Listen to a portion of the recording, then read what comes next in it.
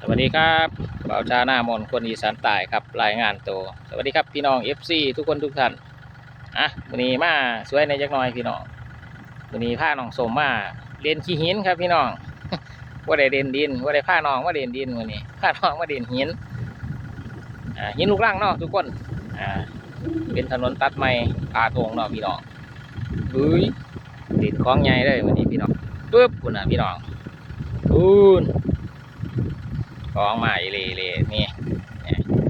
น้องส่งยืดเส้นกองหินพี่น้องคุณครับมาแต่คุณครับพี่น้องได้ครึ่งทางแล้วทำงานมาประมาณ1 ชั่วโมงครับในครึ่งทางแต่เนาะเดี๋ยวก็จะเคลียร์ให้เป็นอีกดอกนี่ครับทุกคนเดี๋ยวที่พาไปเบิ่งกองหินยังอีกหลายเลยพี่น้องตายได้สมหน่อยเลยเหมือนนี้มึงแล้วพี่แห้งจอดพักกินน้ำเนาะพี่น้องงานเมาดอกพี่น้องตายขึ้นบ่ได้พี่น้องขึ้นพี่น้องไปทางคุณมาทางนี้ไปตัวนี้ละเจอกันคลิปหน้าครับทุกคนทำงานต่ออย่างน้อยก็ว่าพักเที่ยงเนาะเจอคลิปหน้าครับทุกคนบ๊ายบายไปละ